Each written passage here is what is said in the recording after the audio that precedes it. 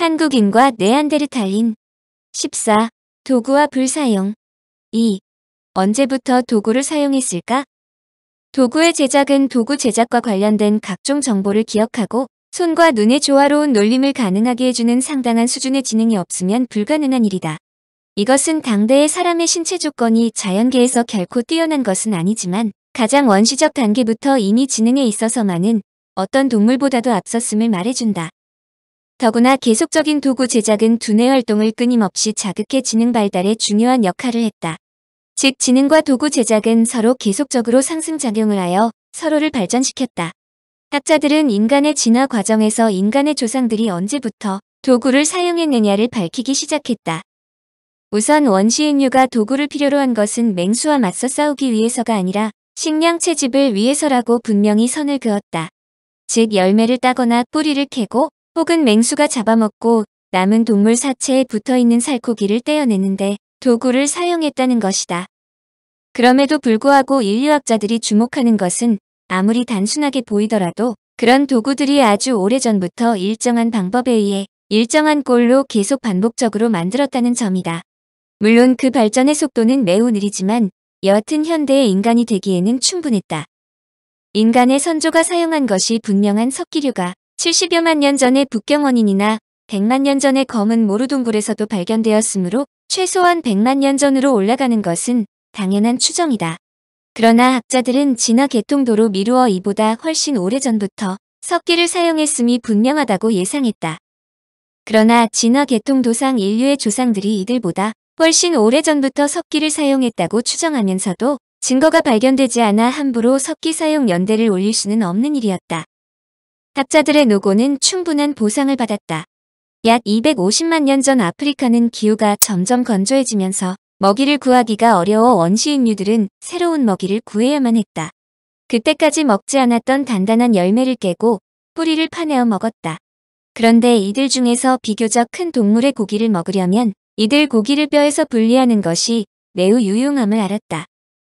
바로 돌로 고기를 떼어내는 것으로 한마디로 잡식성 동물로 변하기 시작했다. 이 당시 사용된 석재 도구를 올도환형이라 부르며 올도환 문화라고 칭한다. 이들의 뇌는 750cc 정도로 현생 인류에 비해서는 절반 정도지만 오스트랄로피테쿠스보다는 거의 2배의 용량이 된다. 바로 이와 같이 뇌가 커진 만큼 지능도 발달하여 도구를 만들 수 있었다고 추정한다. 여하튼 호모 루돌펜시스는 이들 새로운 무기와 함께 세상에서 가장 위협적인 존재가 되어갔다. 그들이 만든 도구로 자신을 지킬 수 있게 되자 더 이상 거대한 동물들을 겁내지 않게 되었다. 그러나 밤에는 새로운 무기도 소용없으므로 많은 무리들이 죽었다. 그러므로 그들은 최초로 은신처도 만들었다. 초기에는 에티오피아나 케냐 등에서 주로 살았지만 기후의 변화로 동물들이 이동함에 따라 같이 이동하면서 말라위 등 아프리카 중부까지 넓혀 나갔다. 이들은 약 180만 년 전까지 아프리카의 북부와 중부에 살았으며 이들로부터 호모 에렉투스가 진화한 것으로 추정하기도 한다. 1959년 메리 리키는 올드바이 골짜기의 낮은 호수 바닥으로부터 지표에 노출된 화석 한 부분을 발견했다. 바로 진잔트로푸스 보이세이다. 그녀는 유골이 발견된 곳과 가까운 곳에서 부서진 동물뼈, 설치류 뼈 조각, 그리고 몇 개의 석기들을 발견했다. 그녀는 유골의 주인이 그 도구들을 만들었을지 모른다고 생각했다. 또한 진잔트로푸스가 발견된 지점 인근에 약 10평에 달하는 넓이에서 돌도구들을 비롯한 1000여 개 이상의 뼈 조각들이 집중적으로 널려 있는 것을 발견했다. 그녀는 이곳이 원시적인 주거지일 수도 있다고 생각했다.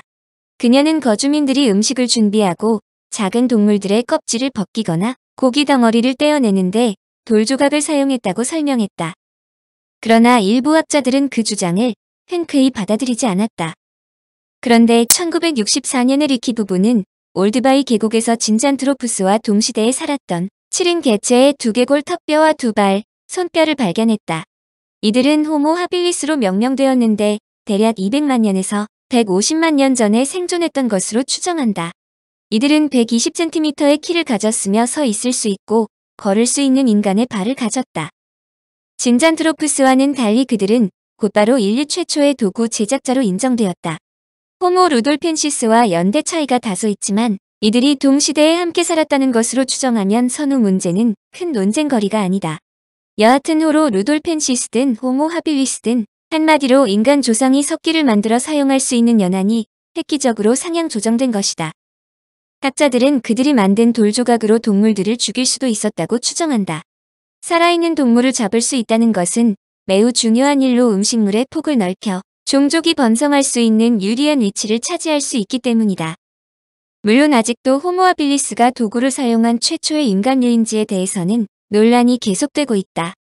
석기에 가공된 흔적이 있다고 하여 그건 모두를 호모 하빌리스가 만든 것으로 볼 수 없다는 시각 때문이다.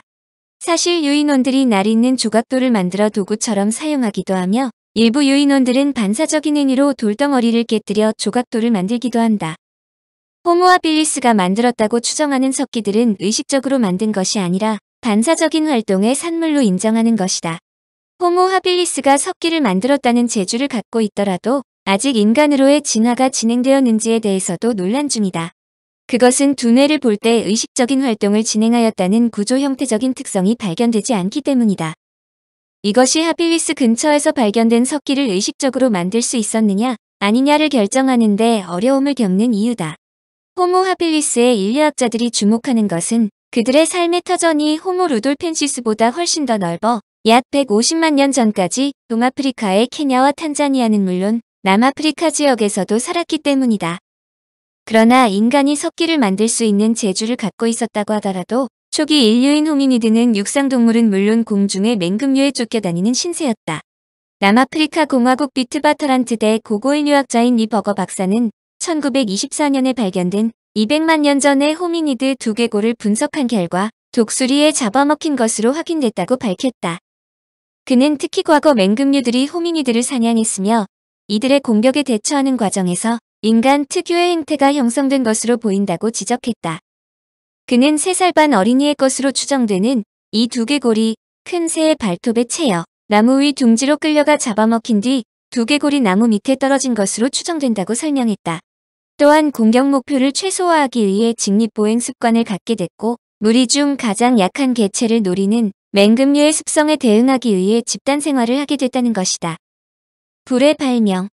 사냥을 하고 나서 불을 사용할 줄 아느냐 모르느냐에 따라 식생활은 크게 달라진다. 다른 맹수처럼 불을 사용할 줄 몰랐다면 동물의 고기를 날 것으로 먹었을 것이다. 인류는 하늘에서 벼락이 떨어지거나 화산이 폭발할 때 불이라는 것을 보았을 것이다. 이 불을 인간은 자신들의 생활에 유용하게 사용할 수 있다는 것들을 알게 되고 나뭇가지를 비비거나 부싯돌을 부딪혀 불을 일으키는 방법도 터득하게 된다. 인간류가 불을 언제부터 사용했는지는 분명하지 않다.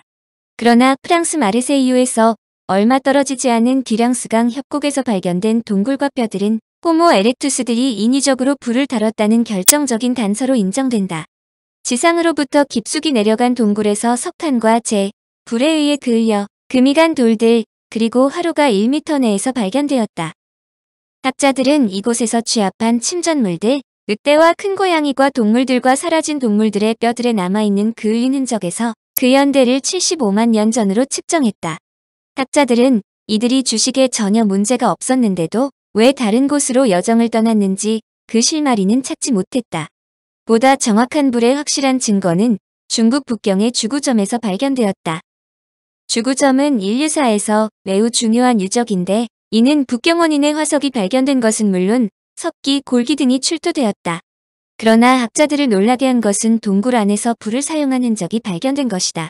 재 속에서는 탄화된 나무 열매와 불에 구워진 흔적이 있는 짐승뼈도 출토되어 이들을 익혀 먹었음을 뒷받침해 주었다. 중국의 북경 원인이 발굴된 지층은 모두 홍적세 중기인 플라이스토세에 해당하며 함께 출토된 동물 화석에 대한 칼륨 아르곤법에 의한 연대 측정에 따르면 이들 지층은 지금으로부터 약 50에서 70만 년 전인 것으로 나타났다. 뼈와 돌로 도구를 만들고 불을 사용하여 음식을 익혀 먹었다는 것은 그들이 현대인과 같은 생활이 이어지는 가교를 만들었고 감정면에서도 이전의 인간류에 비해 원천적으로 달랐음을 보여준다.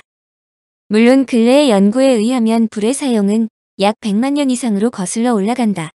남아프리카의 스와트크란스 동굴에 살던 인류도 불을 사용했다는 증거가 발견되었기 때문으로 이 역시 호모 에렉투스가 살았던 142만 년 전으로 추정한다. 현재까지 제시된 아프리카의 유적은 최소한 13군데가 있는데 시대가 가장 이른 케냐의 최소한자에서는 짐승의 뼈가 올도한 석기, 불에 탄 진흙과 함께 나왔다. 피터 올슨 박사는 50여 개의 불탄 진흙 조각들의 배열로 미루어 화로로 추정했다.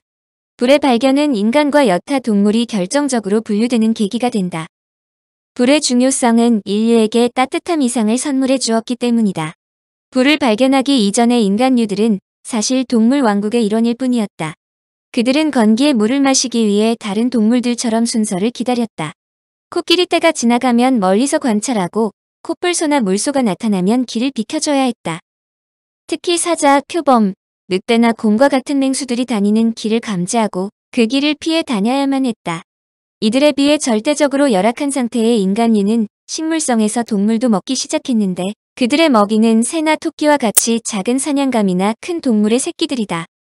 특히 이들은 주로 사자와 표범이 자신들이 잡은 사냥감을 실컷 먹는 것을 멀리 떨어져 관찰했고 이들이 배불리 먹고 나면 그때 유인원들은 독수리, 하이에나와 경쟁하며 사체에 남은 고기를 처리했다. 한마디로 초기 인류는 맹수들의 그림자 속에서 살았다는 뜻이다. 그러나 불은 모든 것을 바꿨다. 인간류들이 무서워하던 맹수들이 오히려 인간류가 사용하는 불을 무서워했고 이것은 인간류가 먹이 사슬의 바닥을 떠나 정상 자리를 차지하는 계기가 되었다. 불을 통제할 수 있다는 것은 인간이 터득한 핵심적인 신기술을 계속하여 전수시킬 수 있다는 것을 의미한다. 그러나 인류사에서 불을 중요시하는 것은 불을 통제할 수 있게 되자 비로소 인간이 더 추운 곳으로 이주할 수 있게 되었기 때문이다. 예컨대 불은 저장실에 얼려놓은 동물을 녹여 쉽게 먹을 수 있게 만들어 주었다. 세계 각지의 오지에서 선사시대인들이 발견되는 것은 오지를 인간의 터전으로 만들었기 때문이라 볼 수 있는데 이때 불이 온기와 음식을 제공했기 때문이다. 더욱이 불은 어두운 공간에서 인공적인 빛을 제공해 주므로 인간의 활동 영역이 낮에서 밤과 동굴 같은 어두운 곳으로 확장될 수 있다는 것을 의미한다. 또한 불이 야생동물로부터 보호해 주어 보다 안전하게 살 수 있게 되자 보다 많은 여가 시간을 활용할 기회를 갖게 된다. 그러나 불이 인간에게 접목되면서 가장 큰 변화는 인간의 식생활에 엄청난 변화를 초래했다는 점이다. 불로 음식을 익혀 먹을 수 있으므로 음식을 먹고 소화하는 데 필요한 시간과 노력을 덜어주었다.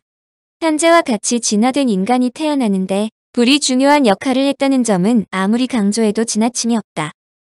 특히 초기의 인류는 불을 사용할 줄 몰라 날 것으로만 먹어야 하는데 이때 육류에 있는 기생충이나 병균이 그대로 사람의 몸으로 들어와 질병에 걸릴 확률이 높다. 따라서 당시의 인류의 수명도 현재보다 훨씬 짧은 것은 자명하다. 불의 사용은 인간의 체구 등 여러 면에서 변화를 가져왔다.